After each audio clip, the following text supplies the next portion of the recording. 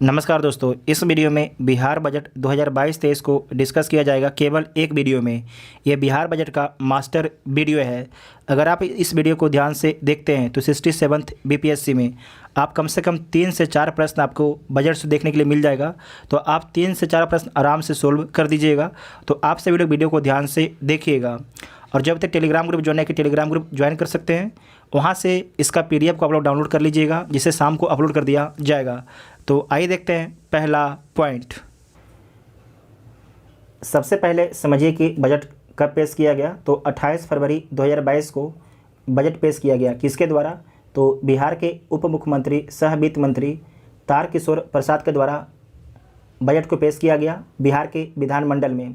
जो बजट था वित्तीय वर्ष 2022-23 का बजट था। और बजट का आकार कितना है? तो 2,37,691 करोड़ रुपए का बजट का आकार है। ये जो बजट है पिछले साल के बजट 2021-22 से 19,000 करोड़ रुपये आपके ज़्यादा का बजट है। जो पिछले साल का बजट था 2021-22 उससे 19,000 करोड़ रुपये ज़्यादा का बजट पेश किया गया है। 2022-23 में कितना का बजट है? 2,37,691 करोड़ रुपये का बजट है। दिमाग में इसे डाल लीजिए। 2022-23 में बिहार का विकास दर जो है 9.7% रहने का अनुमान लगाया गया है। जबकि 2020 और 21, ध्यान से देखिएगा, 2020 और 21 में बिहार का वृद्धि दर कितना रहा? मात्र 2.5% रही है। बिहार इस वर्ष भी देश में सबसे ज़्यादा आर्थिक समृद्धि दर प्राप्त करने वाला राज्य रहा है। नेक्स्ट पॉइंट है, पिछले कुछ वित्तीय वर्ष में राज्य का सकल घरेलू उत्पाद वृद्धि दर। पिछले कुछ वित्तीय वर्ष में जो है राज्य का सकल घरेलू उत्पाद वृद्धि दर के बारे में देखिए।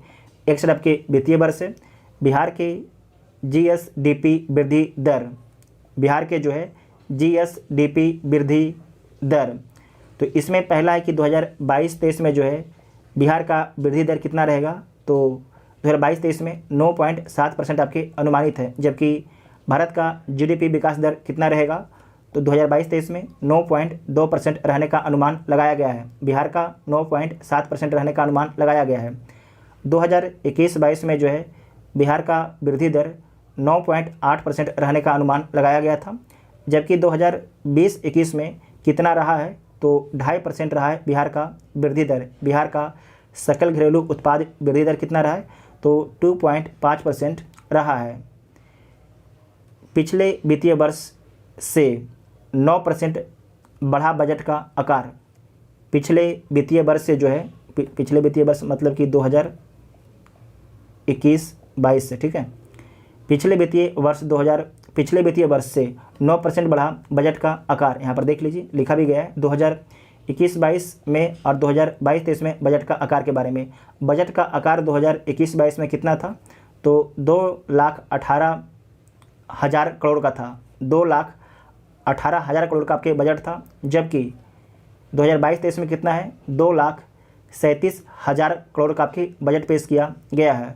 योजना मद कितना है? तो इकाई, दहाई, सैकड़ा, हज़ार, 10,000, लाख। 1,518 करोड़ था 2021-22 में। जबकि 2022-23 में कितना है? 1,230 करोड़ का है। गैर योजना मद कितना था? 2021-22 में 1,17,783 करोड़ का था। जबकि 2022-23 में जो है गैर योजना मद में कितना खर्च किया जाएगा? तो 1,37,460 करोड़ रुपये। 1,37,460 करोड़ रुपया, इसे याद रखिएगा, पूछा जाता है आपसे एग्ज़ाम में। उसके बाद नेक्स्ट है कुल 2,37,691.19 करोड़ रुपये का आपकी बजट है। उसके बारे में यहाँ पर दिया गया है। कुल व्यय कितना होगा? तो 2,37,691.19 करोड़ रुपये आपके होगा। जिसमें राजस्व व्यय कितना होगा? इसमें आपके ध्यान रखिएगा, राजस्व व्यय कितना होगा? तो 1,91,956.67 करोड़ रुपये आपके राजस्व व्यय खर्च होगा। कुल व्यय का कितना परसेंट होगा? तो 80.76% होगा। 80.76% होगा। पूंजीगत व्यय में कितना खर्च होगा? तो 45,734.52 करोड़ रुपये आपके खर्च होगा, जो कुल बजट का 19.24% होगा। आप लोग को जो आप लोग कहीं पर सेट दे रहे होंगे तो सेट में खूब परेशान किया गया होगा ये दोनों टर्म देखे आपको, ठीक है। तो इसे आपको याद होना चाहिए। कुल प्राप्तियों का अनुमान, जो कुल प्राप्तियों का अनुमान है, कितना अनुमान है? 2,37,891.94 करोड़ रुपया करके अनुमान है, जिसमें राजस्व प्राप्तियाँ कितना होगा? तो 1,96,704.51 करोड़ रुपया आपके कहाँ से आएगा? राजस्व प्राप्तियाँ से आएगा। पूंजीगत प्राप्तियाँ से कितना आएगा?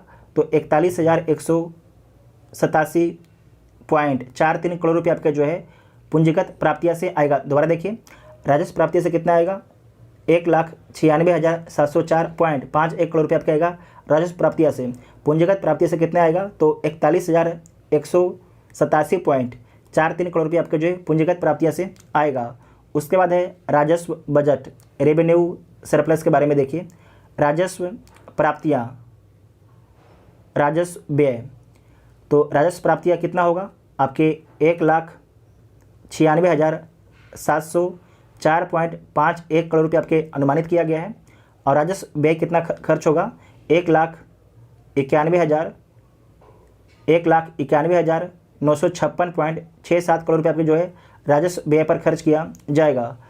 तो इसमें जो है कुल सरप्लस कितना होगा? तो 4747.84 करोड़ रुपये होंगे। टोटल आपके जीएसडीपी का कितना हो जाएगा? तो 0.64% हो जाएगा रेवेन्यू सरप्लस, ठीक है। राजस्व बचत, नोट में दिया गया है कि वर्ष 2005-06 से वर्ष 2018-19 तक राज्य में कुल राजस्व बचत का 75,043 करोड़ रुपये हुई है। वेरी वेरी इंपॉर्टेंट पॉइंट है कि वर्ष 2005-06 से जो है वर्ष 2018-19 तक राज्य में कुल राजस्व बचत का जो है 75,043 करोड़ रुपये आपकी हुई है। उसके बाद है फिजिकल डेफिसिट, राजकोषीय घाटा के बारे में देखिए। कुल गैर ऋण व्यय माइनस कुल गैर ऋण आय, कुल गैर ऋण व्यय माइनस कुल गैर ऋण आय आपके घटा लेना है तो कितना हो जाएगा? 25,885.10 करोड़ रुपया हो जाएगा। जो टोटल आपके जीएसडीपी का कितना हो जाएगा?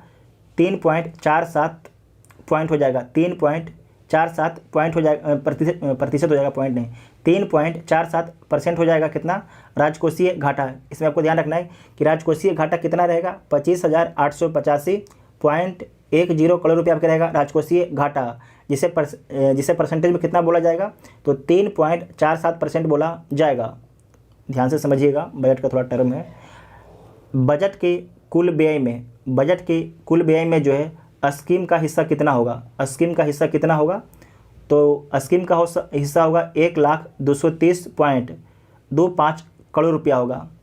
स्कीम पर कितना खर्च किया जाएगा? 1,230.25 करोड़ रुपया खर्च किया जाएगा। स्थापना एवं प्रतिबद्ध व्यय का हिस्सा कितना होगा? तो 1,37,460.94 करोड़ रुपये आपकी होगा। जो कुल कितना हो जाएगा बजट? 2,37,691.19 करोड़ रुपये आपके होगा। टोटल आपके खर्च होगा। उसके बाद है कि रुपया कहाँ से आता है? तो टॉप 3 मद रुपया सबसे अधिक कहाँ से आता है? तो केंद्रीय करों में राज्य के हिस्से से। वेरी वेरी इंपॉर्टेंट पॉइंट है बीपीएससी के लिए। केंद्रीय करों में राज्य के हिस्से से कितना आता है? 46% आता है। केंद्र सरकार के सहायता अनुदान से 30% आता है। राज्य का अपना राजस्व से जो है मात्र 21% आपके आता है। केंद्रीय करों में जो है राज्य के हिस्से से कितना आता है? 46% आता है। और केंद्र सरकार अनुदान देगी 30% और राज्य का अपना जो राजस्व है 21% है। रुपया कहाँ जाता है? तो सबसे अधिक जो है सामाजिक सेवाएं पर खर्च होता है 41%, सामाजिक सेवाएं पर। उसके बाद समान सेवाएं पर कितना खर्च होता है? 28% और आर्थिक सेवाएं पर आपके 25% खर्च होता है। सबसे अधिक खर्च कहाँ पर होता है? सामाजिक सेवाएं पर 41%, समान सेवाएं पर 28%, आर्थिक सेवाएं पर आपके 25% खर्च होता है। उसके बाद है बिहार बजट 2022-23 में विकास के लिए छः सूत्र आपके तय किए गए हैं। ये 6 सूत्र के बारे में ध्यान से देखिएगा। बिहार बजट 2022-23 में जो है विकास के लिए 6 सूत्र आपके तय किया गया है। तो इस 6 सूत्र के बारे में देखिए। 2022-23 6 सूत्र का फोकस। इसमें पहला है स्वास्थ्य। स्वास्थ्य पर कितना खर्च किया जाएगा, तो 16,134.39 करोड़ रुपये खर्च किया जाएगा आपके स्वास्थ्य पर। शिक्षा पर कितना खर्च किया जाएगा, तो शिक्षा पर 39,191.87 करोड़ रुपये खर्च किया जाएगा शिक्षा पर। उद्योग एवं उद्योग में निवेश पर कितना खर्च किया जाएगा, 1643.74 करोड़ रुपया। कृषि एवं संवर्धन क्षेत्र पर कितना खर्च किया जाएगा, तो 7712.30 करोड़ रुपये खर्च किया जाएगा कृषि एवं संवर्धन क्षेत्र पर। आधारभूत संरचना पर कितना खर्च किया जाएगा ग्रामीण एवं शहरी में, तो 29,749.64 करोड़ रुपये खर्च किया जाएगा। उसके बाद है कि कल्याण पर कितना खर्च किया जाएगा, कल्याण पर खर्च किया जाएगा विभिन्न वर्गों का, तो 12,375.07 करोड़ रुपये खर्च किया जाएगा। तो सबसे अधिक कहाँ पर खर्च किया जाएगा, तो शिक्षा में सबसे अधिक खर्च किया जाएगा। सेकंड में कौन है, तो सेकंड में आपका है आधारभूत संरचना। आधारभूत संरचना आपके सेकंड में है। और तीसरा में कौन है, तो तीसरा में आपके है स्वास्थ्य है। चौथा में कौन है, तो समाज कल्याण है। और पाँचवा में कौन हो जाएगा, पाँचवा में है कृषि एवं संवर्धन। और छठा में कौन हो जाएगा, तो उद्योग हो जाएगा। ठीक है, छठा में आपके उद्योग हो जाएगा। तो ये आपके 6 आपके सूत्र है। उसके बाद है कि इन 6 सूत्र के आधार पर सरकार जो है स्कूली शिक्षा को बेहतर बनाना चाहती है। इसके लिए इन 6 सूत्र में शिक्षा और आधारभूत संरचना इंफ्रास्ट्रक्चर पर सबसे अधिक जो पैसा आपके खर्च कर रही है। देखिए शिक्षा पर कितना था, 39,000 करोड़ था ना, और जो आधारभूत है इस पर 29,000 करोड़ रुपये खर्च किया जा रहा है। पूरा डेटा देख लीजिएगा एग्जैक्ट। उसके बाद है कि इस बजट के तहत जो है राज्य में निजी निवेश एवं उद्योग को बढ़ावा देने के लिए राज्य सरकार औद्योगिक प्रोत्साहन नीति, स्टार्टअप नीति इत्यादि लागू किया गया है। दोबारा देखिएगा, इस बजट के तहत जो है राज्य में निजी निवेश एवं उद्योग को बढ़ावा देने के लिए राज्य सरकार जो है औद्योगिक प्रोत्साहन नीति, स्टार्टअप नीति इत्यादि लागू आपके किया है। इथेनॉल उत्पादन प्रोत्साहन नीति 2021 के तहत जो है 151 इथेनॉल उत्पादन उद्योग स्थापित की जा रही है। कितना, 151 इथेनॉल उत्पादन उद्योग स्थापित की जा रही है। नेक्स्ट है संपूर्ण Bihar budget to the point में देखिए, वित्तीय वर्ष 2020-21 में एकदम ध्यान से देखिएगा। ठीक है, जब डेटा जैसे ही आ जाए ना कि कोई डेट की बात, डेट और पॉइंट एकदम ध्यान से वहाँ पर देखिएगा, क्योंकि आपसे बीपीएससी खेलता है डेट के साथ में और जो भी पॉइंट है उसके साथ में। वित्तीय वर्ष 2020-21 में बिहार का जो है कृषि विकास दर 3.7% रहा है। 2020-21 में ध्यान रखिएगा, 2020-21 में जो है बिहार का कृषि विकास दर कितना रहा, तो 3.7% रहा है। वर्ष 2021 के मई महीना में किस तूफान के कारण बिहार के 16 जिलों के 102 प्रखंडों में 73,085 हेक्टेयर में फसल की क्षति हुई है, तो यास तूफान के कारण। यास तूफान कहाँ पर आया था, बंगाल की खाड़ी में आया था। बिहार बजट के अनुसार पहली बार दलहन एवं तिलहन बीज का मिनी किट का वितरण किस वर्ष किया गया, 2021 में किया गया। दोबारा देखिएगा कि बिहार बजट के अनुसार पहली बार दलहन एवं तिलहन बीज का मिनी किट का वितरण किस वर्ष किया गया है, 2021 में किया गया है। वर्ष 2021 में पहली बार बिहार में जो है 1,000 किलो शाही लीची और 5,000 किलो आम कहाँ पर भेजा गया है, तो लंदन को निर्यात किया गया है। लंदन को निर्यात किया गया है। वर्ष 2021 में पहली बार जो है बिहार से 1,000 किलो शाही लीची और 500 किलो आम जो है कहाँ पर भेजा गया है, तो लंदन में भेजा गया है। वर्ष 2021 में 750 किलो शाही लीची दुबई भी आपके निर्यात किया गया है। कहाँ पर, दुबई भी आपके 750 किलो लीची का निर्यात किया गया है। बिहार के किस जिले में जैविक कॉरिडोर की स्थापना की गई है, बिहार के किस जिले में जैविक कॉरिडोर की स्थापना की गई है, तो गंगा नदी के दोनों किनारे के जिलों में, गंगा नदी के दोनों किनारों के जिले में। ठीक है, उसके बाद नेक्स्ट है कि बिहार में किसानों को जैविक प्रशिक्षण के साथ साथ जैविक खेती प्रोत्साहन के लिए 11,500 करोड़ रुपये आपके प्रति एकड़ की आर्थिक सहायता दी जाएगी। इंपॉर्टेंट पॉइंट है, इसे दोबारा देखिएगा। बिहार में जो है किसानों को जैविक प्रशिक्षण के साथ साथ जैविक खेती के प्रोत्साहन के लिए जो है 11,500 रुपये प्रति एकड़ की आपके आर्थिक सहायता दी जाती है। बिहार के बजट के अनुसार किस जिला में गोबर एवं फसल अवशेष देने वाले परिवार को गैस सिलेंडर उपलब्ध कराने का एक मॉडल शुरू किया गया है? तो मधुबनी जिला में किया गया है। और किस मॉडल के तहत? तो सुखेत मॉडल के तहत। वेरी वेरी इंपॉर्टेंट पॉइंट है। बिहार बजट के अनुसार किस जिला में जो है गोबर एवं फसल अवशेष देने वाले परिवार को जो है गैस सिलेंडर आपको उपलब्ध कराने का एक मॉडल शुरू किया गया है? तो मधुबनी जिला में शुरू किया गया है। और किस मॉडल के तहत? तो सुखेत मॉडल के तहत। प्रधानमंत्री ने भी जो है मन की बात कार्यक्रम में मधुबनी के सुखेत मॉडल की आपकी चर्चा की थी। तो इम्पोर्टेंट है, इसे नोट कीजिएगा।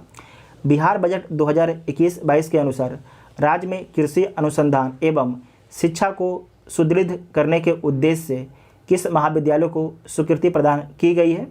तो कृषि अभियंत्रण महाविद्यालय आरा को, कृषि जैव प्रौद्योगिकी महाविद्यालय सबौर भागलपुर को, कृषि व्यवसाय प्रबंधन महाविद्यालय पटना को।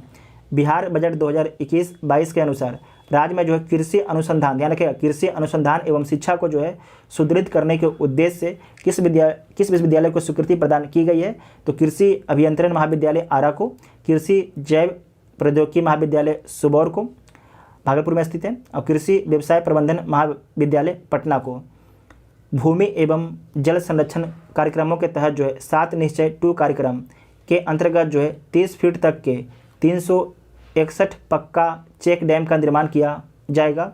राज्य के सभी 189 लाख पशुओं की पहचान हेतु जो है दिसंबर 2021 में जो है एयर टैगिंग किया गया है। दोबारा देखिएगा, राज्य के सभी 189 लाख पशुओं की पहचान हेतु जो है दिसंबर 2021 में जो है एयर टैगिंग किया गया है। वित्त वर्ष 2021-22 में कितने दुग्ध सहकारी समितियों का गठन कॉमफेड पटना द्वारा किया जा रहा है? तो 1000। कितना? 1000। वित्त वर्ष 2021-22 में कितने दुग्ध सहकारी समितियों का गठन कॉमफेड पटना द्वारा किया जा रहा है? तो 1000। बिहार बजट 2021-22 में चर्चा में रहा पोषक सुधा क्या है? तो पोषक सुधा क्या है? तो दूध चूर्ण है। क्या है? दूध चूर्ण है। लॉकडाउन के समय आंगनबाड़ी केंद्रों के बच्चों को पोषक सुधा होम डिलीवरी के रूप में उपलब्ध कराया गया था। लॉकडाउन के समय जो आंगनबाड़ी केंद्रों के बच्चों को जो है पोषक सुधा होम डिलीवरी के रूप में आपके उपलब्ध कराया गया था। वर्ष 2020-21 में बिहार में जो है मत्स्य उत्पादन कुल कितना रहा है? ध्यान रखिएगा, 2020-21 का ही डेटा आपसे ज़्यादा पूछा जाएगा। 2020-21 में जो है बिहार में मत्स्य उत्पादन कुल कितना रहा है? तो 6.83 लाख मीट्रिक टन रहा है। 6.83 लाख मीट्रिक टन रहा है। मत्स्य उत्पादन में बिहार का स्थान भारत में चौथा स्थान पर रहा है। बिहार में प्रति व्यक्ति मत्स्य की उपलब्धता कितना है? तो 9.6 किलोग्राम है। 9.6 किलोग्राम है। नेक्स्ट है, देसी गोवंश के संरक्षण एवं संवर्धन हेतु गोवंश विकास संस्थान की स्थापना कहाँ की जाएगी? तो बिहार पशु विज्ञान विश्वविद्यालय पटना में की जाएगी। बिहार राज्य के फसल सहायता योजना पोर्टल को कंप्यूटर सोसाइटी ऑफ इंडिया के द्वारा ई गवर्नेंस के लिए अवार्ड ऑफ एक्सीलेंस प्रदान किया गया है। अवार्ड ऑफ एक्सीलेंस प्रदान किया गया है। दोबारा देखिएगा, बिहार राज्य के फसल सहायता पोर्टल को जो है किसे? फसल सहायता पोर्टल को जो है कंप्यूटर सोसाइटी ऑफ इंडिया के द्वारा जो है ई गवर्नेंस के लिए अवार्ड ऑफ एक्सीलेंस प्रदान किया गया है। किस जिले में जो है कमला नदी पर बराज के निर्माण के कारण की जानकारी बिहार बजट 2021-22 में दी गई है? तो जयनगर, मधुबनी। किस जिले, ध्यान रखिएगा, किस जिले में कमला नदी पर जो है बराज के निर्माण कार्य की जानकारी बिहार बजट 2021-22 में दी गई है? तो जयनगर, मधुबनी में जो आपके कमला नदी पर बैराज बन रहा है, उसकी जानकारी 2021-22 के बजट में दी गई है। गंगा उद्भव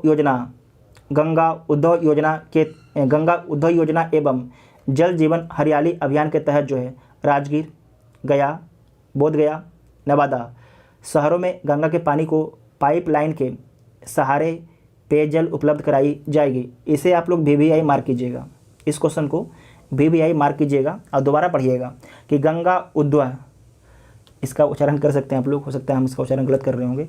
गंगा उद्भव योजना एवं जल जीवन हरियाली अभियान के तहत जो है 4 शहर राजगीर, गया, बोधगया एवं नालंदा शहरों को जो है गंगा के पानी को पाइपलाइन के माध्यम से पहुंचाया जाएगा। इन 4 लोकेशन का नाम याद रखिएगा। राजगीर फेमस है, राजगीर के बगल में ही आपका है नवादा, ठीक है, और नवादा के ही बगल में आपके है गया, और गया के बगल में ही है बोधगया।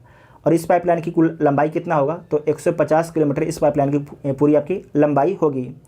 उसके बाद नेक्स्ट है कि किस नदी में पूरे वर्ष जल की उपलब्धता सुनिश्चित करने हेतु बजट में जो है 266.50 करोड़ की रबर डैम बनाने का प्रावधान किया गया है। तो जो रबर डैम बनाने का प्रावधान किया गया है गया के विष्णुपद मंदिर के पास फल्गु नदी में, गया के विष्णुपद मंदिर के पास फल्गु नदी में। बिहार बजट के अनुसार किस योजना के तहत जो है बिहार के सभी ग्रामीणों को शुद्ध पेयजल की आपूर्ति कराई जाएगी, तो मुख्यमंत्री पेयजल निश्चय योजना के तहत। वेरी वेरी इंपॉर्टेंट पॉइंट है, मुख्यमंत्री पेयजल। नेक्स्ट है 15वें वित्त आयोग के अनुशंसा के तहत 15वें वित्त आयोग के अध्यक्ष कौन है, तो एन के सिंह है।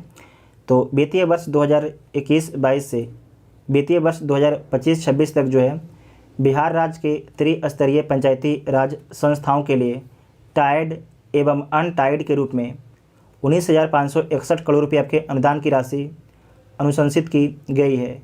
वित्तीय वर्ष 2021-22 से वित्तीय वर्ष 2025-26 तक के लिए जो है पंचायती राज विभाग को स्वास्थ्य प्रक्षेत्र हेल्दी सेक्टर में कुल जो है 4802.88 करोड़ रुपये आपके अनुशंसित की है। बिहार में वर्तमान में सष्टम राज्य वित्त आयोग कार्यरत है। बिहार में सष्टम राज्य वित्त आयोग आपके कार्यरत है, ध्यान रखिएगा। आपको हम बताए थे कि जो केंद्र सरकार में जो राष्ट्रपति वित्त आयोग नियुक्त करते हैं वो कौन है, तो एन के सिंह है। और बिहार में जो है वर्तमान में सष्टम राज्य वित्त आयोग आपके कार्यरत है। बिहार के पंचायत आम चुनाव 2021 में पहली बार बायोमेट्रिक प्रणाली की व्यवस्था की गई है। मनरेगा के तहत जो है वर्ष 2021-22 के लिए बिहार में 20 करोड़ मानव दिवस के सृजन के लक्ष्य रखा गया है, जिसमें जनवरी 2022 तक 12.01 करोड़ मानव दिवस सृजित हुआ। इसमें महिलाओं की भागीदारी 54.2% थी। केंद्र प्रायोजित स्वच्छ भारत मिशन ग्रामीण के समानांतर बिहार राज्य में कौन सी योजना चल रही है, तो बिहार राज्य में जो है लोहिया स्वच्छ योजना चल रही है। बिहार में जो है लोहिया स्वच्छ योजना चल रही है। लोहिया स्वच्छ बिहार अभियान द्वितीय चरण अंतर्गत राज्य के 210 प्रखंडों में जो है प्लास्टिक अवशिष्ट प्रबंधन अधोसंरचना इकाई की स्थापना का लक्ष्य रखा गया है। जीविका द्वारा अब तक कुल कितने स्वयं सहायता समूहों का गठन किया गया है, तो 10.31 लाख स्वयं सहायता समूहों का गठन किया गया है। बिहार बजट 2022-23 के नेक्स्ट है कॉमफेड के साथ समन्वय कर जीविका दीदियों ने जो है डेयरी कोऑपरेटिव सोसाइटी का गठन किया है। वित्तीय वर्ष 2022-23 में गैर कृषि गतिविधियों के 1.5 लाख परिवारों को इससे लाभान्वित करने का लक्ष्य रखा गया है। बिहार बजट 2022-23 के अनुसार जो है जीविका दीदियों द्वारा जो है दीदी की रसोई का संचालन किस विभाग के सहयोग से किया जा रहा है, अच्छा प्रश्न है। बिहार बजट 2022-23 के अनुसार जो है जीविका दीदियों द्वारा दीदी की रसोई का संचालन किस विभाग के सहयोग से किया जा रहा है, तो स्वास्थ्य विभाग के सहयोग से किया जा रहा है। स्वास्थ्य विभाग के सहयोग से किया जा रहा है। वित्तीय वर्ष 2021-22 में स्वास्थ्य विभाग के सहयोग से कुल 51 दीदी की रसोई खोला गया है। वित्तीय वर्ष 2022-23 में जो है 9 और दीदी की रसोई खोलने का लक्ष्य रखा गया है। 2021-22 में जो है स्वास्थ्य विभाग के सहयोग से कुल 51 दीदी की रसोई खोला गया है, जबकि 2022-23 में जो है 9 और दीदी की रसोई खोलने का लक्ष्य रखा गया है। बिहार बजट के अनुसार ग्रामीण युवाओं को रोजगार उपलब्ध कराने के लिए दीनदयाल उपाध्याय ग्रामीण कौशल योजना का क्रियान्वयन किसके द्वारा किया जा रहा है? तो जीविका के द्वारा किया जा रहा है। किसके द्वारा? जीविका के द्वारा किया जा रहा है। वित्तीय वर्ष 2022-23 में इस योजना के तहत जो है कुल 12,000 युवाओं को प्रशिक्षित करने का लक्ष्य रखा गया है। इस पॉइंट को दोबारा देखिएगा कि बिहार बजट के अनुसार ग्रामीण युवाओं को रोजगार उपलब्ध कराने के लिए दीनदयाल उपाध्याय ग्रामीण कौशल योजना का क्रियान्वयन किसके द्वारा किया जा रहा है? तो जीविका के द्वारा किया जा रहा है। और वित्तीय वर्ष 2022-23 में इस योजना के तहत कुल जो है 12,000 युवाओं को आपके प्रशिक्षित किया गया है। बिहार बजट के अनुसार बिहार के कुल कितने प्रखंडों में सूचना प्रौद्योगिकी केंद्र का निर्माण किया जा रहा है? तो 101 प्रखंडों में। स्वच्छ सर्वेक्षण 2021 रिपोर्ट में सर्वश्रेष्ठ गंगा टाउन 10 रैंकिंग में बिहार के कितने शहर हैं? तो 5 शहर हैं। पटना, हाजीपुर, छपरा, मुंगेर, बेगूसराय है। पटना, हाजीपुर, छपरा, मुंगेर, बेगूसराय है। स्वच्छ सर्वेक्षण 2021 रिपोर्ट के अनुसार बिहार के किस शहर को जो है GFC कैटेगरी में जो है 1 स्टार रैंकिंग प्राप्त हुआ है? तो सुपौल को। किसे? सुपौल को। बिहार का जो सबसे स्वच्छ शहर कौन है? तो सुपौल है। बिहार बजट 2022-23 के अनुसार कितने नगर निकायों को ODF plus open defecation free, मतलब कि बाहर में शौच से मुक्त, तो ओपन डेफिकेशन फ्री प्लस घोषित किया जा चुका है? तो 24 नगर निकायों को 118 नगर निकाय ODF प्लस की ओर अग्रसर हैं। इन 118 नगर निकायों में कचरे से कंपोस्ट तैयार किया जा रहा है। किस योजना के तहत जो है बिहार के सभी जिला मुख्यालय में सौदाहगिरी का निर्माण किया जा रहा है? तो मोक्ष धाम योजना के तहत। नोट कीजिएगा, किस योजना के तहत? तो मोक्ष धाम। कोई व्यक्ति मरता है तो उसके मोक्ष की प्राप्ति हो जाती है। ठीक है, तो इस तरीके से इसे याद कर सकते हैं आप लोग। बिहार के सभी 142 नगर निकायों में सम्राट अशोक भवन का निर्माण कराया जाएगा। बिहार के सभी 142 नगर निकायों में जो है सम्राट अशोक भवन का निर्माण किया जाएगा। अटल नवीकरण और शहरी परिवर्तन मिशन अमृत योजना बिहार के किस नगर निकाय में कार्यान्वित की जाएगी? तो 1 लाख से अधिक आबादी वाले 12 नगर निगम में आपकी अमृत योजना को कार्यान्वित किया जाएगा। अमृत जो है अर्बन 2.0 का शुभारंभ जो है 1 अक्टूबर 2021 को किया गया है। इसके अंतर्गत सभी नगर निकायों में जलापूर्ति एवं पार्क योजना बनेंगे। स्मार्ट सिटी मिशन में जो है बिहार के कितने शहर शामिल किए गए हैं जिन पर लगातार कार्य जारी है? तो स्मार्ट सिटी के तहत बिहार के 4 शहर को शामिल किया गया है। कौन कौन है? भागलपुर है, मुजफ्फरपुर है, पटना है और बिहार शरीफ है। भागलपुर है, नोट कीजिएगा, मुजफ्फरपुर है, पटना है, बिहार है। नेक्स्ट है कि बिहार बजट 2022-23 के अनुसार राज्य का हरित आवरण कितना हो गया है? बिहार बजट 2022-23 के अनुसार राज्य का जो हरित आवरण कितना हो गया है कुल भौगोलिक क्षेत्रफल का? तो 15% हो गया। कितना हो गया? 15% हो गया है। जल जीवन हरियाली अभियान के अंतर्गत वर्ष 2021-22 में कुल कितना करोड़ पौधे के रोपण का लक्ष्य निर्धारित किया गया है? तो 5 करोड़ पौधे के रोपण का लक्ष्य रखा गया है, निर्धारित किया गया है। जनवरी 2022 तक कुल जो है 387 लाख पौधे का रोपण किया जा चुका है। जनवरी 2022 तक जो है कुल 387 लाख करोड़ पौधे का रोपण किया जा चुका है। ये इंपॉर्टेंट है कि जल जीवन हरियाली अभियान के अंतर्गत वर्ष 2021-22 में कुल कितना करोड़ पौधे के रोपण का लक्ष्य निर्धारित किया गया था? तो 5 करोड़ पौधे का लक्ष्य निर्धारित किया गया था। बिहार बजट के अनुसार मुख्यमंत्री निजी पौधशाला योजना अंतर्गत एवं कुल कितना पौधशाला इकाइयाँ स्थापित की जाएगी? 365, 210 इकाइयाँ जीविका दीदी तथा 155 इकाइयाँ कृषकों को आवंटित की गई है।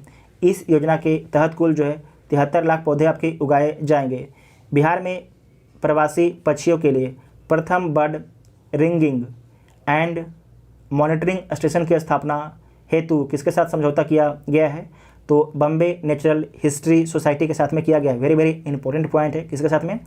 बॉम्बे नेचुरल हिस्ट्री सोसाइटी के साथ में किया गया है। बिहार बजट 2022-23 के अनुसार बिहार में पहली बार जो है पक्षी महोत्सव का आयोजन कहाँ पर किया गया है? तो भागलपुर जिले में किया गया है। कहाँ पर किया गया है? भागलपुर डिस्ट्रिक्ट में। यहाँ पर कुछ गड़बड़ लग रहा है। बिहार बजट 2022-23 के अनुसार, अच्छा ठीक है, 2022-23 के अनुसार जो है बिहार में पहली बार पक्षी महोत्सव का आयोजन कहाँ पर किया गया है? तो भागलपुर जिले में।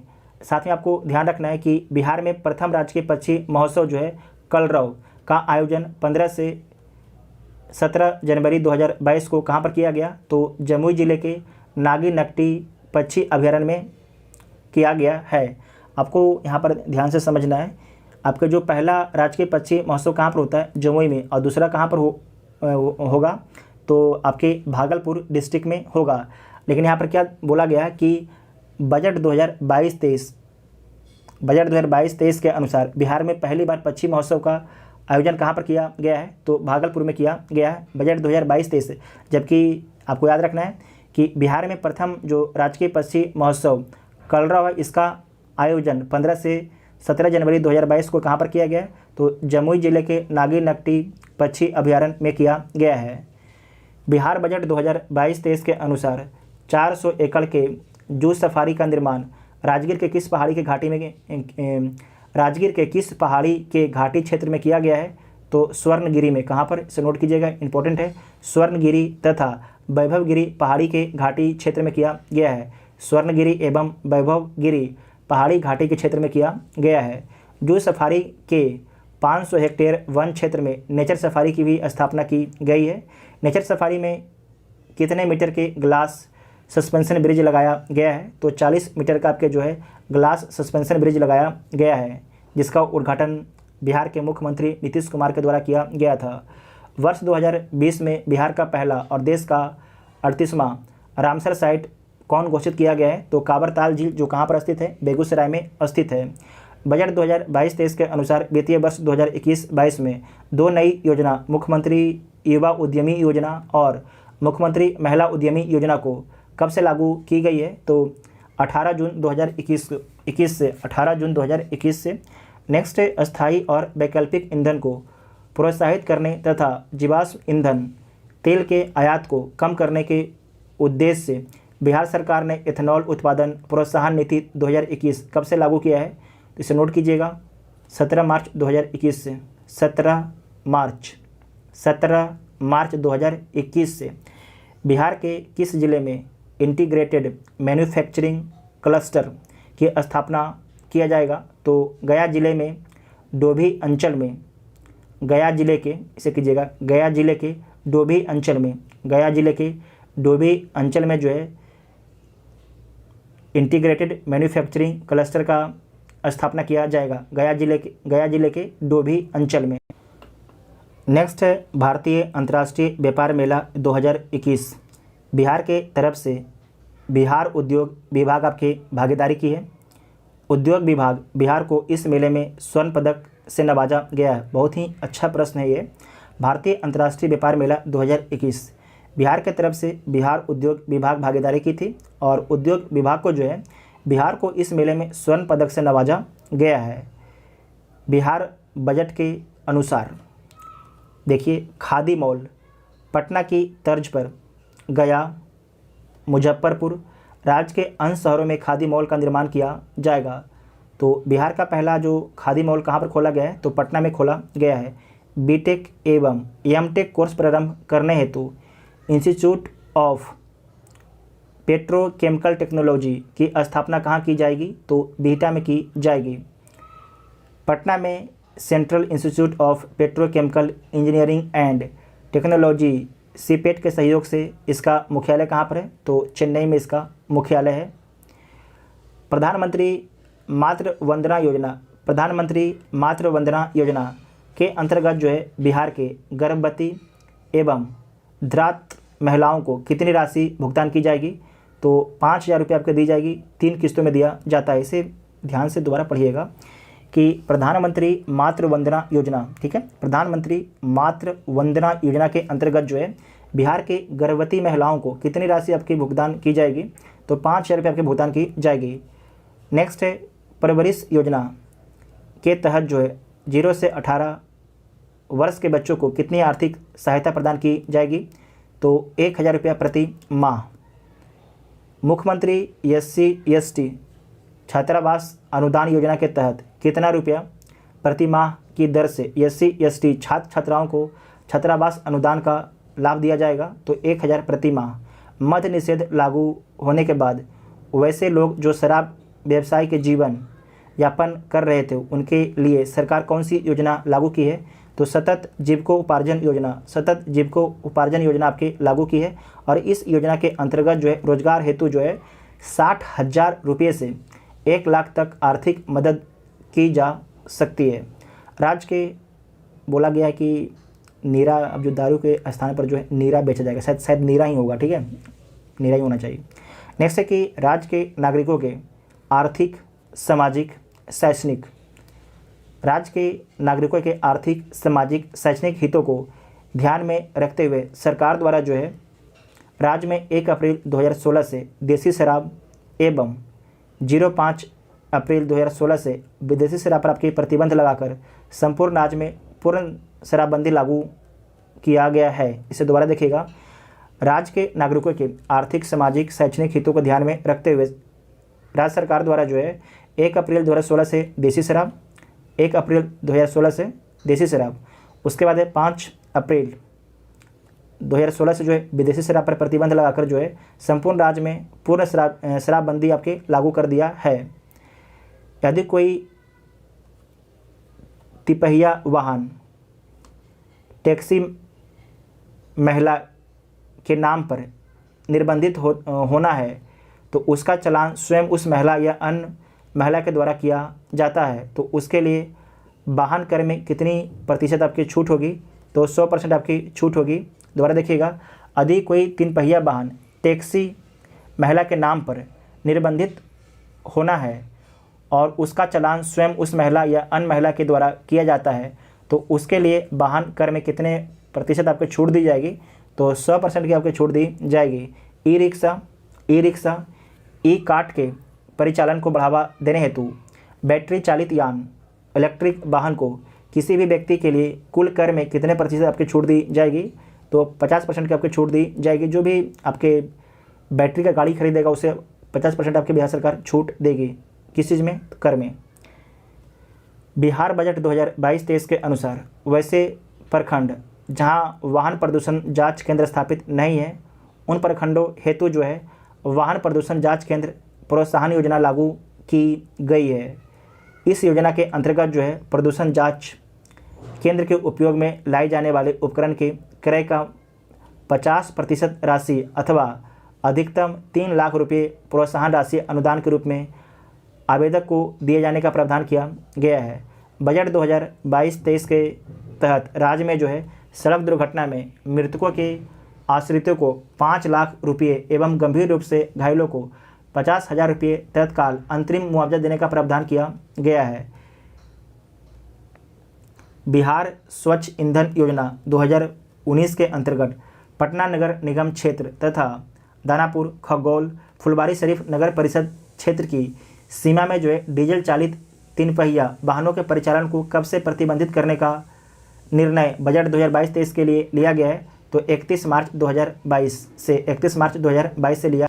नेक्स्ट है बिहार बजट के अनुसार समग्र शिक्षा के अंतर्गत अब जो है पूर्व बालपन शिक्षा, ईयरली चाइल्डहुड एजुकेशन से लेकर 12वीं कक्षा तक की शिक्षा को आच्छादित किया जाएगा।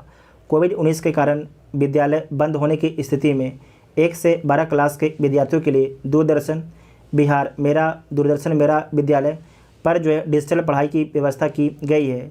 उन्नयन बिहार कार्यक्रम, इसके माध्यम से जो है राज्य के सभी सरकारी एवं सरकारी सहायता प्राप्त माध्यमिक उच्च माध्यमिक विद्यालयों में स्मार्ट क्लासरूम आपके निर्माण कराया गया है। दोबारा देखिएगा, उन्नयन बिहार कार्यक्रम के तहत जो है इसके माध्यम से राज्य के सभी सरकारी एवं सरकारी सहायता प्राप्त माध्यमिक और उच्च माध्यमिक विद्यालयों में स्मार्ट क्लासरूम निर्माण करवाया गया है। उच्च स्तरीय शिक्षा के लिए जो है उच्च शिक्षा के लिए नए बने आर्यभट्ट ज्ञान विश्वविद्यालय पटना के परिसर में कुल कितने शैक्षणिक संस्थान अब होंगे? टोटल आपके 6 होगा। दोबारा देखिएगा, उच्च स्तरीय शिक्षा के लिए नए बने आर्यभट्ट ज्ञान विश्वविद्यालय पटना के परिसर में कुल कितने शैक्षणिक संस्थान होंगे? तो 6 होंगे। पूर्व से स्थापित 3 शैक्षणिक संस्थान हैं, उसका नाम इस प्रकार है। सेंटर फॉर ज्योग्राफिकल स्टडीज़, दूसरा है school of journalism and mass communication, तीसरा है पाटलिपुत्रा स्कूल ऑफ इकोनॉमिक्स। 3 नए शैक्षणिक संस्थान बनेंगे। कौन कौन बनेगा? तो centre for stem cell technology, centre for astronomy, centre for philosophy. Next है, बिहार सरकार द्वारा पूर्व से स्थापित 13 सरकारी विश्वविद्यालय के अलावा 7 निजी विश्वविद्यालय की स्थापना करवा रही है। विद्यालयों में जल, स्वच्छता एवं साफ सफाई के वातावरण निर्माण हेतु जो है बिहार सरकार ने कौन सा पुरस्कार प्रारंभ किया है? तो बिहार स्वच्छ विद्यालय पुरस्कार आपके प्रारंभ किया है। राज्य में द्वितीय एम्स की स्थापना दरभंगा चिकित्सा महाविद्यालय एवं अस्पताल लहेरियासराय के परिसर में किया जा रहा है। ध्यान रखिएगा, आपसे पूछा जाएगा कि बिहार राज्य में दूसरा एम्स कहाँ पर बन रहा है? तो दरभंगा में बन रहा है। पहला एम्स कहाँ पर है? तो पटना में है। पटना चिकित्सा महाविद्यालय एवं अस्पताल में कुल 5462 बेड के निर्माण के साथ ही विश्व का दूसरा सबसे बड़ा अस्पताल होगा पटना PMCH। 100 बेड का स्टेट कैंसर इंस्टीट्यूट की स्थापना कहाँ की गई है? तो इंदिरा गांधी आयुर्विज्ञान संस्थान पटना में। नेक्स्ट है, यूनिवर्सल इम्यूनाइजेशन प्रोग्राम के अंतर्गत कितने नए जानलेवा बीमारियों के टीके निःशुल्क सरकारी स्वास्थ्य संस्थानों एवं सभी आंगनबाड़ी केंद्रों पर दिए जाएंगे? तो 12 बीमारियों के टीके दिए जाएंगे। नेक्स्ट है, बिहार बजट 2022-23 के अनुसार वित्तीय वर्ष 2021-22 में कितने किलोमीटर राष्ट्रीय उच्च पथ का निर्माण किया गया है? तो 191.65 किलोमीटर का निर्माण किया गया है। बिहार बजट के अनुसार पटना को जाम से मुक्त करने के लिए कहाँ पर डबल डेकर फ्लाईओवर के निर्माण की स्वीकृति दी गई है? तो कारगिल चौक से पटना साइंस कॉलेज तक। कारगिल चौक से जो है पटना साइंस कॉलेज तक।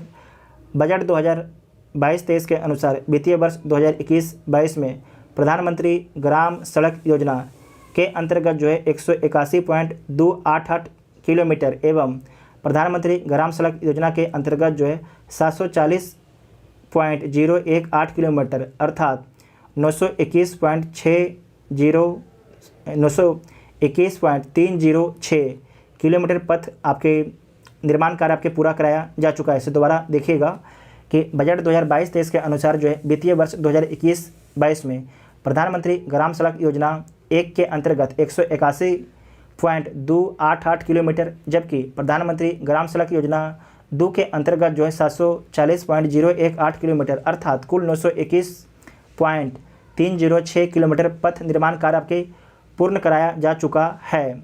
बिहार बजट 2022-23 के अनुसार 2030 तक सतत विकास लक्ष्य के निर्धारित 17 लक्ष्यों में कितने लक्ष्यों को बिहार जो है 2020-21 में ही प्राप्त कर लिया है? तो 9 लक्ष्यों को प्राप्त कर लिया है, जबकि 8 लक्ष्य प्राप्त करने के लिए बचे हैं। बिहार बजट 2022-23 के अनुसार संकल्प योजना के अंतर्गत जो है बिहार राज्य प्रवासी मजदूरों के लिए migration counselling com registration centre स्थापित किया जा रहा है। दोबारा देखिएगा कि बिहार बजट 2022-23 के अनुसार जो है संकल्प योजना के अंतर्गत जो है बिहार राज्य प्रवासी मजदूरों के लिए migration counselling com registration centre स्थापित किया जा रहा है। बिहार के अंदर 10 और बिहार के बाहर 10 MCRC मतलब कि migration counselling com registration centre की स्थापना की जाएगी, जिससे प्रवासी मजदूरों को काफ़ी लाभ मिलेगा। वित्तीय वर्ष 2022-23 में राज्य के सभी नियोजन नालव उत्प्रवासी संसाधन केंद्र माइग्रेशन रिसोर्स सेंटर के रूप में कार्य करेगा। वर्तमान में जो है 4 जिला नियोजनालय सिवान, गोपालगंज, मधुबनी एवं पश्चिमी चंपारण में प्रस्थान पूर्व उन्मुखीकरण प्रशिक्षण केंद्र की स्थापना की गई है। इसे आप लोग पूरा एक बार दोबारा पढ़ लीजिएगा। उसके बाद है चौसा बक्सर में जो है, चौसा बक्सर में 2 गुना 660 मेगावाट, चौसा बक्सर में जो है 2 गुना 660 मतलब कि 660 का 2 गो मेगावाट 1320 MW ग्रीनफील्ड ताप विद्युत प्रतिष्ठान का निर्माण किसके सहयोग से किया जा रहा है? तो सतलज जल विद्युत लिमिटेड, सतलज जल विद्युत निगम लिमिटेड के सहयोग से, सतलज जल विद्युत निगम लिमिटेड के सहयोग से। दोबारा देखिएगा कि चौसा बक्सर में जो है 2 गुना 660 मेगावाट मतलब 1320 मेगावाट ग्रीनफील्ड ताप विद्युत प्रतिष्ठान का निर्माण किसके सहयोग से किया जा रहा है?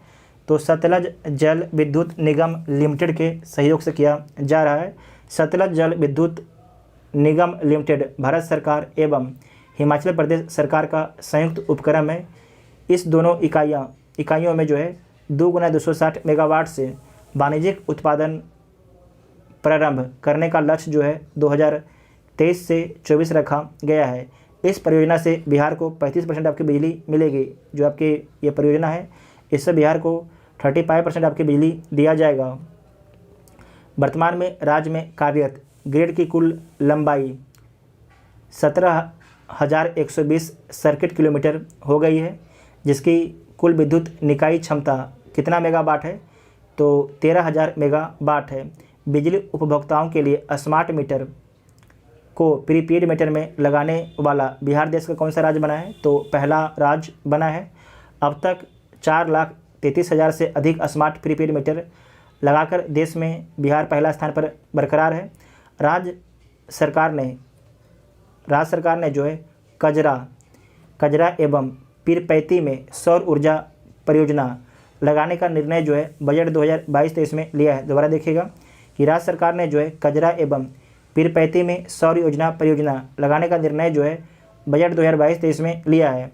इन दोनों स्थानों पर जो है 250 मेगावाट की परियोजना आपके लगाई जाएगी। जो कजरा है वहाँ पर 200 का और पीरपैती में 250 मेगावाट की परियोजना आपकी लगाई जाएगी। नेक्स्ट है बिहार के सरकारी भवनों पर किस मॉडल के तहत जो है रूफटॉप सोलर पावर प्लांट लगाया जा रहा है? तो केपेक्स मॉडल के तहत, CAPEX मॉडल के तहत। नीचे मछली ऊपर बिजली योजना, नीचे मछली ऊपर बिजली योजना, इसके तहत जो है दरभंगा ज़िले में, ध्यान रखिएगा, दरभंगा ज़िले में जो है 1.6 मेगावाट क्षमता वाला फ्लोटिंग सोलर पावर प्लांट लगाया जा रहा है। दरभंगा में जो है 1.6 मेगावाट क्षमता वाला फ्लोटिंग सोलर पावर प्लांट आपके लगाया जा रहा है। ये कहाँ पर लगाया जा रहा है? तो पानी के ऊपर में लगाया जा रहा है। सुपौल जिला में 525 kV क्षमता वाला फ्लोटिंग सोलर पावर प्लांट आपके लगाया जा रहा है। पहला कहाँ पर? दरभंगा में, दूसरा आपके सुपौल में लगाया जा रहा है। बिहार बजट 2022-23 के अनुसार बिहार में कुल कितना जल विद्युत परियोजनाएं उत्पादनरत है? बिहार बजट 2022-23 के अनुसार जो है बिहार में कुल कितना जल विद्युत परियोजनाएं जो है उत्पादनरत है, मतलब कि काम कर रही है? तो 13। इसकी कुल क्षमता कितना है? तो 54 मेगावाट है, 54 मेगावाट है। किस योजना या मिशन के तहत जो है बिहार के सभी जिलों में एक अभियंता महाविद्यालय एवं एक पॉलिटेक्निक संस्थान स्थापित किया जाएगा? तो अवसर बढ़े आगे बढ़े के तहत राज्य में तकनीकी शिक्षा के उन्नयन एवं विकास हेतु किस अधिनियम के तहत बिहार अभियंत्रण मतलब इंजीनियर विश्वविद्यालय का गठन किया गया है? तो बिहार अभियंता विश्वविद्यालय अधिनियम 2021 के द्वारा बिहार सरकार ने कोविड-19 के संक्रमण को नियंत्रित करने के लिए डेडिकेटेड अस्पताल, कोविड केयर सेंटर एवं dedicated Covid health care centre की व्यवस्था की है। राज्य सरकार द्वारा कोविड-19 से मृत व्यक्तियों के आश्रितों को जो है कितनी अनुग्रह अनुदान करने का निर्णय लिया गया है, तो 4 लाख रुपये प्रति मृतक व्यक्ति को दिया जाएगा। राज्य सरकार द्वारा कोविड-19 से मृत व्यक्तियों के आश्रितों को जो है कितनी अनुदान करने का निर्णय लिया गया है, तो 4 लाख रुपया प्रति मृतक को दिया जाता है जिनकी कोरोना से मौत हो जाती है, उनके फैमिली को दिया जाता है, उनको नहीं। अब इसे बढ़ाकर जो है कितना कर दिया गया है, 4.5 लाख रुपया प्रति मृतक कर दिया गया है। पहले कितना मिलता था, 4 लाख, अब कर दिया गया इसे 4.5 लाख कर दिया गया है। इंपॉर्टेंट इसे नोट कीजिएगा।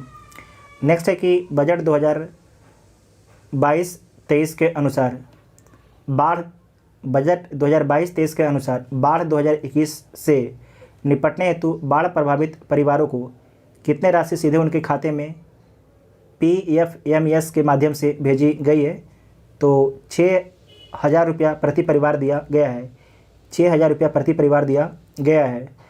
नेक्स्ट है राष्ट्रीय खाद्य सुरक्षा अधिनियम के तहत बिहार के ग्रामीण एवं शहरी क्षेत्रों में कितनी जनसंख्या को आच्छादित करने का लक्ष्य रखा गया है, तो ग्रामीण क्षेत्रों में जो है 85.12%, शहरी क्षेत्रों में जो है 74.53%। राष्ट्रीय खाद्य सुरक्षा अधिनियम 2013 को लागू करने वाला बिहार देश का प्रथम राज्य है। इसे बिहार में 1 फरवरी 2014 से लागू किया गया था। बिहार में अंत्योदय परिवारों को कितना किलोग्राम खाद्यान्न दिया जाता है, तो 35 किलोग्राम खाद्यान्न दिया जाता है। इसमें 14 किलोग्राम गेहूं होता है और 21 किलोग्राम आपके चावल होता है। 14 किलोग्राम आपके गेहूं होता है और 21 किलोग्राम आपके चावल होता है। प्रधानमंत्री गरीब कल्याण अन्न योजना जुलाई 2021 से प्रत्येक लाभुक को राशन कार्डधारी परिवार के प्रत्येक सदस्य को जो है प्रति माह कितना खाद्यान्न उपलब्ध कराया जाता है, तो 5 किलोग्राम, जिसमें 2 किलो गेहूँ होता है और 3 किलो चावल दिया जाता है। वित्तीय वर्ष 2021-22 में माननीय मुख्यमंत्री द्वारा मंदार रोपवे का लोकार्पण कहाँ पर किया गया है, तो बांका जिला बिहार में। वेरी वेरी इंपॉर्टेंट है, कहाँ पर किया गया है, बांका जिला बिहार में किया गया है। बिहार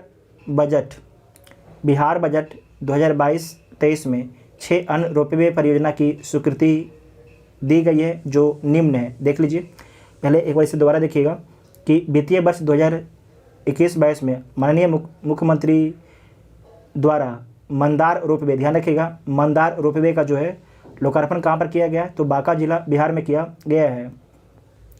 उसके बाद है कि बिहार बजट 2022-23 में जो है 22-23 में जो है, जो आपके एक बार फिर से देखिए इसे, जो आपके वित्तीय वर्ष 2021-22 में जो है माननीय मुख्यमंत्री द्वारा जो मंदार रोपवे है, इसका लोकार्पण कहाँ पर किया गया, तो बांका जिला बिहार में किया गया। जबकि यहाँ ध्यान रखिएगा, बिहार बजट 2022-23 में यहाँ पर क्या था, 21-22 था, यहाँ पर 22-23 में जो है 6 अन्य रोपवे परियोजना की स्वीकृति दी गई है जो निम्न है। पहला है प्रेतशिला पर्वत, कहाँ पर, गया में है। डुंगेश्वरी पर्वत गया में है। उसके बाद है ब्रह्म योनी पर्वत गया में है। ये तीनों प्रेतशिला, डुंगेश्वरी, ब्रह्म योनी आपके गया में है। उसके बाद है बनाबर पर्वत जहानाबाद में है। मुंडेश्वरी पर्वत कैमूर में है। रोहतासगढ़ पर्वत आपके रोहतास में है। बिहार बजट 2022-23 के अनुसार गया जिले के डुंगेश्वरी पर्वत पर भगवान बुद्ध एवं फल्गु नदी में भगवान विष्णु की विशालकाय मूर्ति का अधिष्ठापन कराया जाएगा। दोबारा देखिएगा कि बिहार बजट 2022-23 के अनुसार जो है गया जिले के डुंगेश्वरी पर्वत पर जो है भगवान बुद्ध एवं फल्गु नदी में भगवान विष्णु की विशालकाय मूर्ति का अधिष्ठापन कराया जाएगा। बिहार के किस जिले में जो है 72 एकड़ भूमि पर लैंड बैंक निर्मित किया जाएगा, तो गया में। बिहार के किस जिले में जो है 72 एकड़ भूमि पर जो है लैंड बैंक निर्माण किया जाएगा, तो गया में। और इसका उद्देश्य क्या है, तो बोध गया के समृद्ध विकास हेतु किया जाएगा। नेक्स्ट है जनता दरबार में मुख्यमंत्री कार्यक्रम का आयोजन पटना से कब किया जाता है, तो इसमें आपको ध्यान रखना है कि जो जनता दरबार है मुख्यमंत्री नीतीश कुमार जी के द्वारा कब लगाया जाता है पटना में, तो ध्यान रखिएगा प्रत्येक माह हर महीने के प्रथम, द्वितीय, तृतीय सोमवार को लगाया जाता है। तो जिन्हें भी दिक्कत है वो जाके मुख्यमंत्री नीतीश कुमार से सीधे मिल सकते हैं। प्रत्येक माह के प्रथम, द्वितीय और तृतीय सोमवार को। बिहार बजट 2022-23 में वर्णित समेकित वित्तीय प्रबंधन प्रणाली को कब से लागू किया गया है? तो 1 अप्रैल 2019 से, 1 अप्रैल 2019 से। नेक्स्ट है समेकित वित्तीय प्रबंधन प्रणाली। वित्तीय प्रबंधन हेतु राज्य सरकार की महत्वाकांक्षी परियोजना है। इस परियोजना के माध्यम से जो है राज्य का संपूर्ण वित्तीय कार्य ऑनलाइन एवं पेपरलेस हो गया है। CFMS 2 को वित्तीय वर्ष 2022-23 में चरणबद्ध तरीके से लागू करने की योजना है। उसके बाद नेक्स्ट है बिहार बजट 2022-23 के तहत महत्वपूर्ण घोषणाएं। क्या क्या घोषणा किया गया है? तो IT रोड मैप के तहत बिहार में बनेंगे। IT रोड मैप के तहत बिहार में बनेंगे। क्या बनेंगे?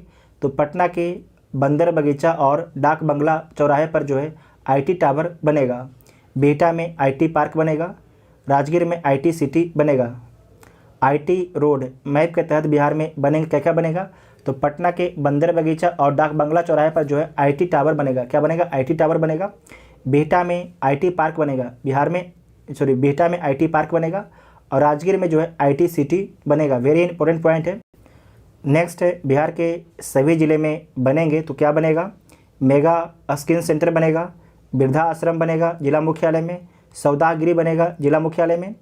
मॉडल +2 हाई स्कूल बनेगा। महिला औद्योगिक प्रशिक्षण संस्थान बनेगा जिला मुख्यालय में। उसके बाद है सभी नगर निकायों में जल आपूर्ति और पार्क योजना लागू किया जाएगा। सम्राट अशोक भवन बनेगा सभी नगर निकायों में। उसके बाद यहाँ देखिए बजट तो समाप्त हो गया, लेकिन एक चीज़ इंपॉर्टेंट है। राष्ट्रीय स्तर पर कृषिगत उत्पादन में बिहार का स्थान जो कंप्लीट हो जाएगा 1 मिनट में, देख लीजिए। कृषिगत मद और उत्पादन में स्थान, तो इसमें मक्का के उत्पादन में बिहार को कौन सा स्थान है? तो तीसरा है। सब्जी के उत्पादन में तीसरा। फल के उत्पादन में छठा। गेहूं के उत्पादन में बिहार का स्थान छठा है। धान के उत्पादन में छठा। लीची के उत्पादन में प्रथम। मखाना के उत्पादन में प्रथम। जूट एवं मेस्ता के उत्पादन में दूसरा। सूरजमुखी के उत्पादन में तीसरा। सूरजमुखी में पहला है कर्नाटक। आम के उत्पादन में तीसरा। कद्दू और लौकी के उत्पादन में प्रथम। फूलगोभी के तीसरा। भिंडी के उत्पादन में तीसरा है। आलू के उत्पादन में तीसरा है। मशरूम के उत्पादन में तीसरा है, मशरूम याद रखिएगा। उसके बाद है मत्स्य के उत्पादन में चौथा है। तो इसे आप लोग एक बार वीडियो को रोक दीजिएगा और उसके बाद ध्यान से देख लीजिएगा। तो जितना भी बजट था, बजट के पॉइंट थे, सारे पॉइंट को कंप्लीट कर दिया गया है। अगर आप लोगों ने ध्यान से वीडियो को देखा होगा तो आपको बहुत ही इंटरेस्टेड लगा होगा वीडियो, ठीक है, क्योंकि यहीं से क्वेश्चन पूछे जाएंगे आपके एग्ज़ाम में, ठीक है। अगर आप लोग चैनल पर नए हैं तो चैनल को सब्सक्राइब कर सकते हैं ताकि आपको आगे आने वाले वीडियो का नोटिफिकेशन मिल सके। Thank you.